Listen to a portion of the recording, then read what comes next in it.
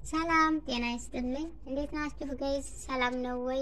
ያለው አልሐምዱሊላህ ሰላም ነኝ። እንዴት ነው ዱባዮች የመዳም ቅመሞች እንዴት ነው? እንግዲህ እየተቀበላችሁ ነው፣ ትቀበላላችሁ ብዬ ተስፋ አደርጋለሁ። እንደ መቀበላችሁ ደግሞ ምንም ጥርጥር ያለው አይመስለኝም። ማለቴ እዚህ ስክሪንሽ ላይ እንደምታዩት ምርጥ ተዘጋጅታችሁ የተቀመጣችሁ ተዘጋጅታችሁ የጠበቃችሁ እንደሚመስል ነው እያሳየኛለሁ ማለት ነው። እንግዲህ በደንብ አስተናግዱ። ኦኬ ትልቅ እንግዲህ ያለከንላችኋል ማለት ነው። እዚህ ማን ነው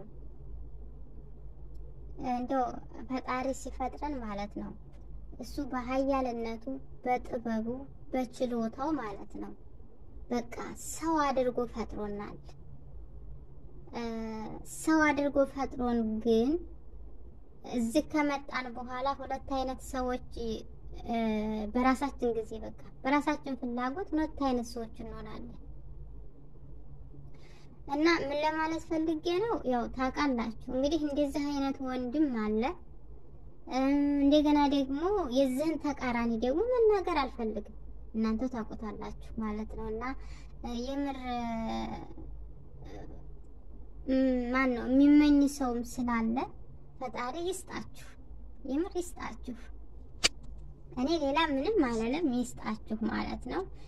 እንዲሁም ደግሞ እስከዚህም ደረጃ ብቻም ሳይሆን ለጓደኛ ነገ ህይወቴ ትሆናለች ብሎ አስቦ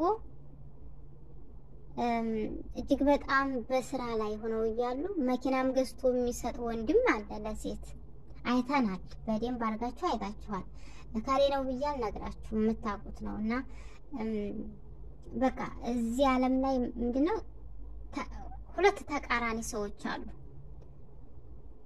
ተቃራኒ የሆኑበትንም ደግሞ ልነግራችሁ አልችልም፣ ያኔ ያው የምታውቁት ነገር ስለሆነ ማለት ነው። እና ማሻላ ሰሞኑን ሚዲያውን አጥለቅልቀውታል እነዚህ ልጆች ማለት ነው። ያው ፈጣሪ ያሳካላችሁ እስከ መጨረሻ። እንደዚህ ነው ለሰው ልጅ የሚመኘው ማለት ነው፣ ሰው የሆነ ሰው። እኔም ጥሩ ነገር እመኝላችኋለሁ ማለት ነው። እንደገና ከዛ በመቀጠል ደግሞ ይቅርታ፣ ከዛ በመቀጠል ደግሞ እንትን የሆነ ጽሑፍ አይቼ ነበረ።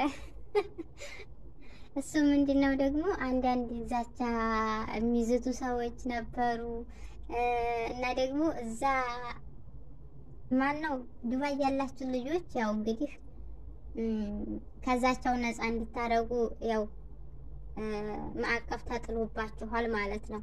ለማናቸው መልካም